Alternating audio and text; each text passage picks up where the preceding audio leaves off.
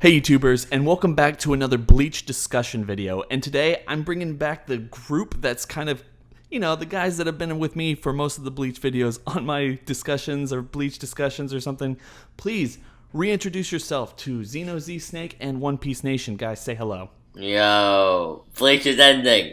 No more Orihime. Yay! No more. Wow, you must hate Orihime. I'm just saying. Okay, guys. Obviously, we all know that Bleach is ending, and obviously, I think both of y'all have definitely talked about it on y'all's channels.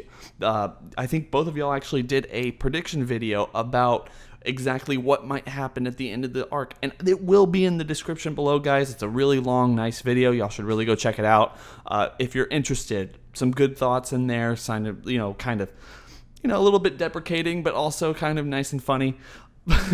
But so, guys.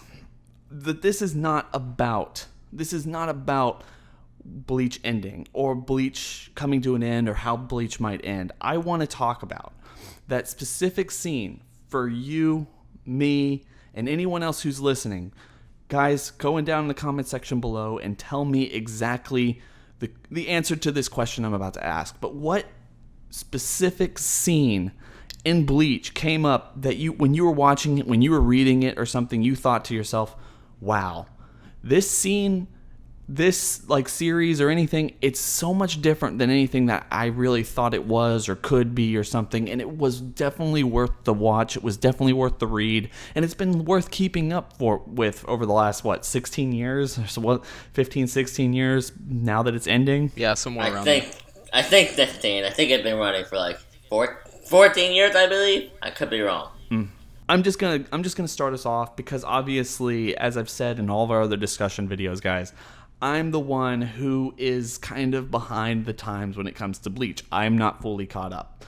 And it's fine because mine takes place somewhere closer to the beginning other than where we are right now.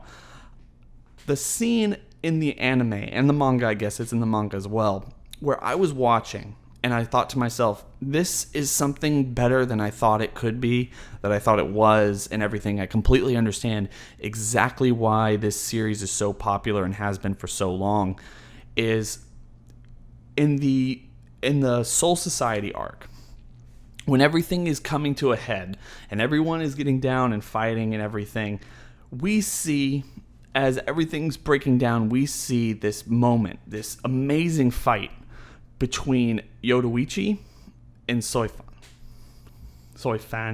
whatever. Soifan, I think. Yeah, you're saying it right. Soifan, You're saying yeah. it right. And the one thing about this fight that I absolutely love is, if you remember, at this point in the series, those two characters hadn't had much relevance. I mean, Yoruichi at this point had only been in her physical female form for a couple handful of chapters and a couple episodes in the anime. She wasn't really a fully fleshed out character. We had no idea exactly who she was, why she was helping Mr. Hattenclogs or Urahara, what do you ever want to call him. We had no idea all this stuff that was going on.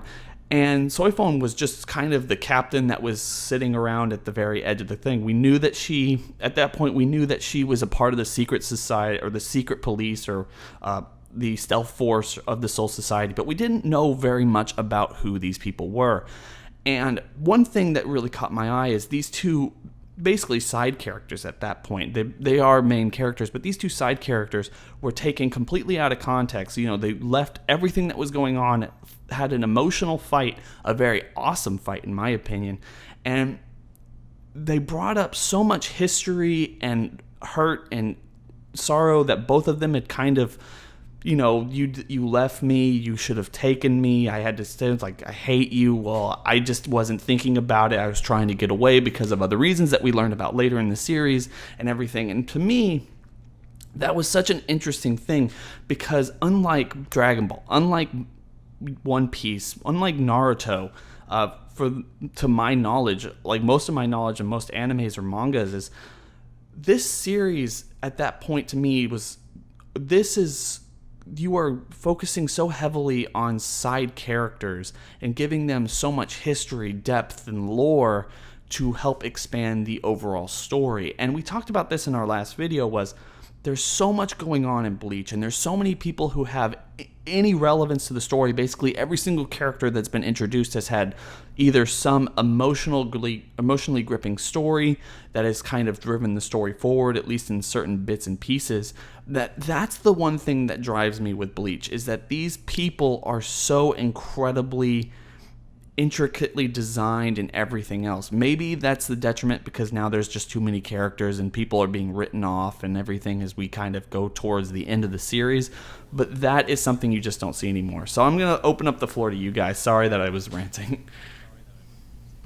I'll let One Piece go first. Okay, my favorite from the manga, mostly just because this was when I realized, and I had already known it, but this was when I really realized Kubo is the author out of all the big three, out of all these theories, to have the biggest balls. And when when Ichigo got his his twin Zanpakutos, and when it was pretty much confirmed that, like, I still don't fully understand it, but Zangetsu wasn't Zangetsu, the Hollow was Zangetsu. It's just, in most other theories, you wouldn't see the writer go in and just change the entire thing. You wouldn't see them go in and take the premise of the character's main ability and just rip it to pieces and retcon it like that. You wouldn't even see something like that in, like, Dragon Ball. You wouldn't see something like that in Naruto. You wouldn't see in Naruto and be like, oh, Naruto actually hasn't been using chakra this entire time. He's been using cosmic energy. No, you wouldn't see something like that. Those theories just wouldn't do that. It's so unique because it was just a mind fuck. It was the biggest mind fuck I have ever seen in any shonen series. And at that moment when Ichigo grabbed the two newly forged Shikai Zanpakutos, and he was like, I think the exact line is those two Zangetsus. I was like, this theory, it just took the biggest risk I have ever seen in any theory. And that's just really my favorite moment. I love that moment so much. Mine would probably have to be the first moment. There's plenty of moments. I'll probably just name the first one, but the first one would probably be Kenpachi versus Ichigo, because that fight, it just showed how amazing Kenpachi was. Like, we all, like, even people who don't watch Bleach, everyone, basically, all anime fans know who Kenpachi Zaraki is, just because of his, like, he's such a savage. Like, he had so much strong, like, his spiritual pressure was so strong that he didn't even have a Shikai at the time. And he didn't even have a Bankai either, because you can't have a... And had you seen his Shikai, just saying. Yeah, his Shikai is even more OP. Like, this guy, this guy was OP then, and for Ichigo to fight him, it was just, like, it was an amazing fight, especially in that fight. Ichigo, he met Zangetsu really for the first time, and he really learned how to use his Zanpakuto and call out his Zanpakuto's name, and it was just a really great part of the series. And even seeing at the end when Ichigo beat Kenpachi, and basically Kenpachi was calling out to his Zanpakuto, and, well, he never actually got his Zanpakuto's name then, but he did later, obviously. I mean, for those who read the manga, but, I guess at, like, that time, he was, like, calling out, and he's like, tell me your name, but he never got the name until, later down the road. What? I have a pink pussy.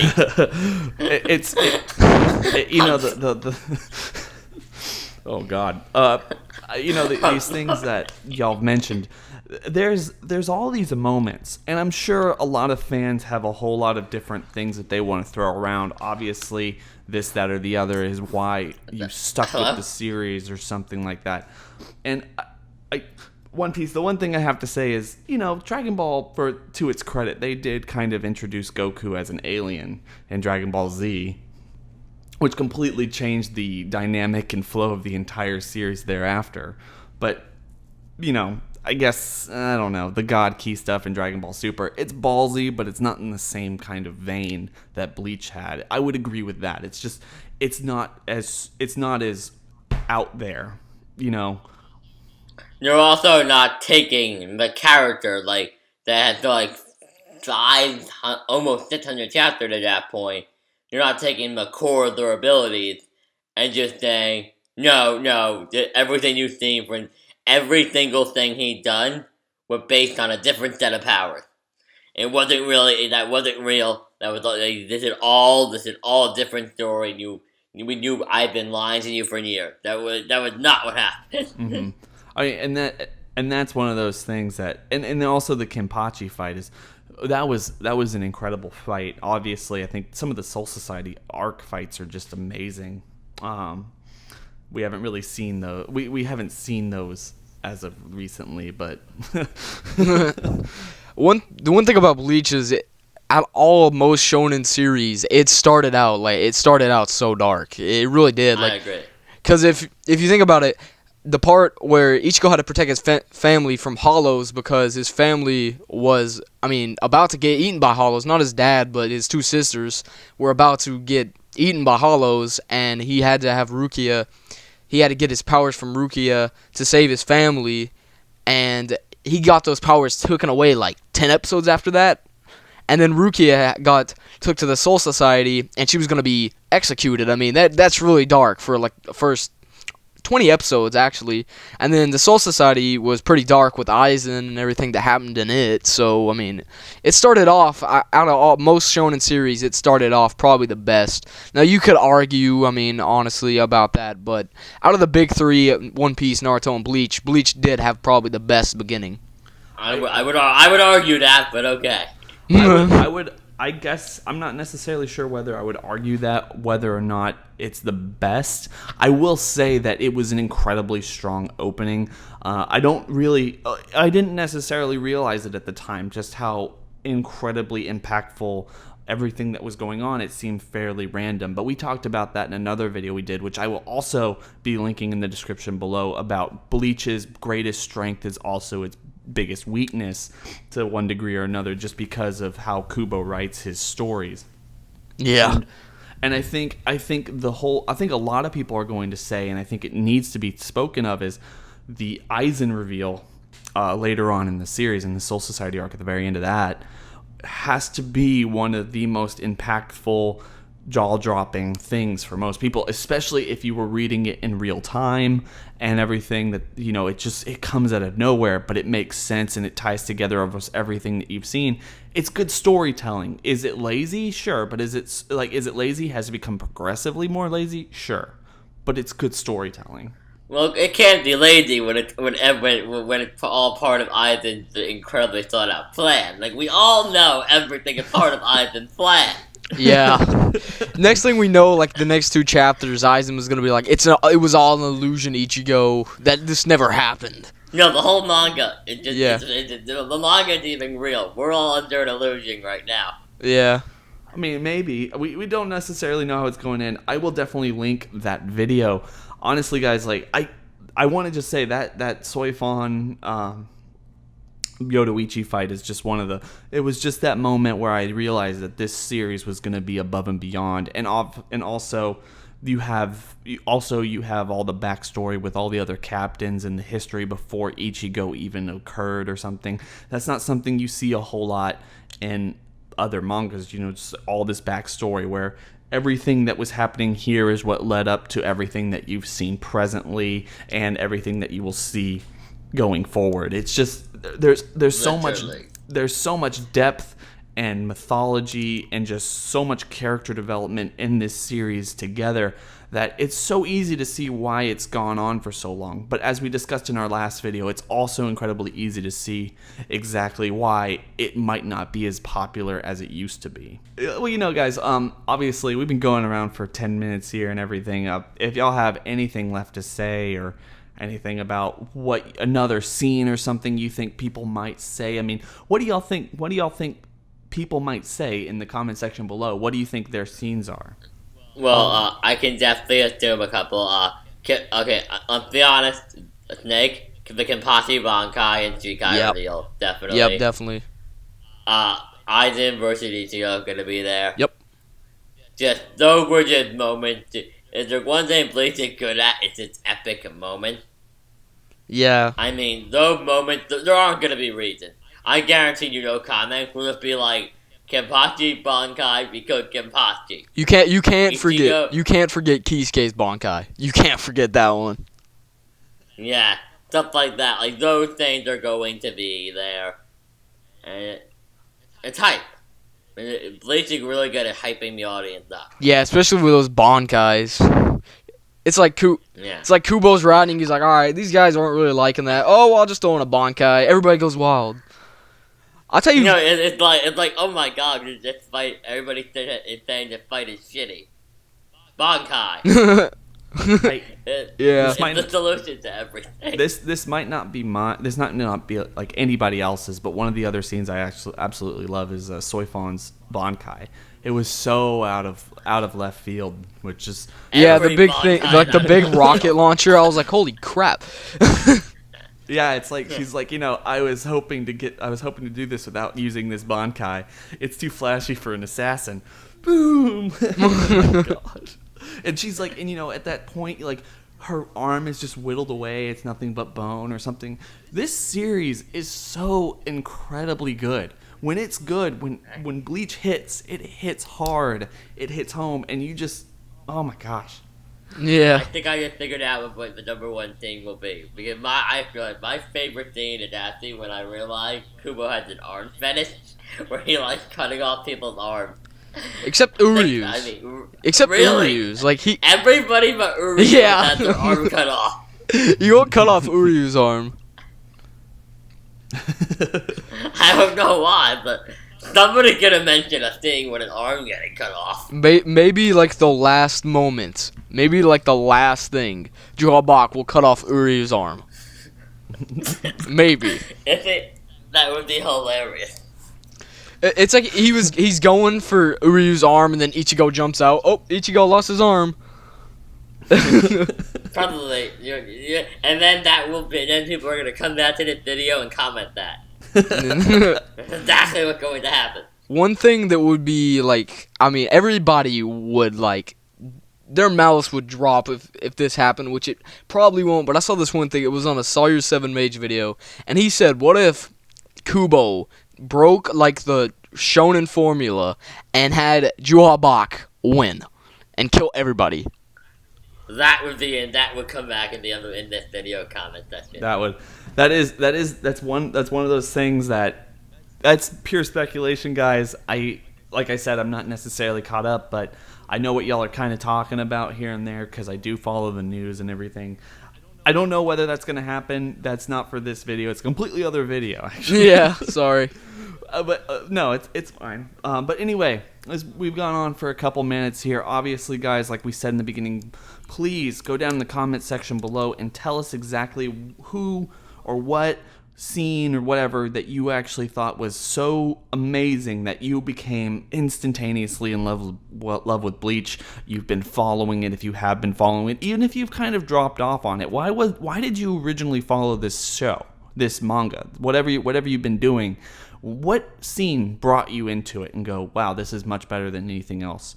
And obviously, thank you so much to my guests. Their links will be in the description below. Also, the link to the discussion of how Bleach might end and our other previous videos about Bleach is greatest strength, is its greatest weakness, and all that stuff if you're interested for that. Anyway, Snake, thank you for joining me. No problem. Thank you for letting me. Mm-hmm. One Piece, thank you for joining. No problem. And guys, please go check these guys out. They're pretty awesome. They do a whole lot of awesome content. Plus, if you really like Bleach, both of them are doing kind of live reaction reviews for this last couple chapters for this arc. If you're interested, if you don't necessarily know how to get them and you've been waiting to watch them, buy them legally or something, and you just want to know what happens, and you don't necessarily care about experiencing it yourself or something, definitely go make sure to check them out. Also, they also cover One Piece Nation covers One Piece stuff, really in-depth stuff there. You really should go check that out. And then also Snake does reviews and other stuff for other types of anime series, not just Bleach. So please go make make sure to check them out. I'd really appreciate it. Hit that subscribe button on their profiles and everything, and they will be back in other videos. Anyway, have a good day, everyone. We're out. Bye.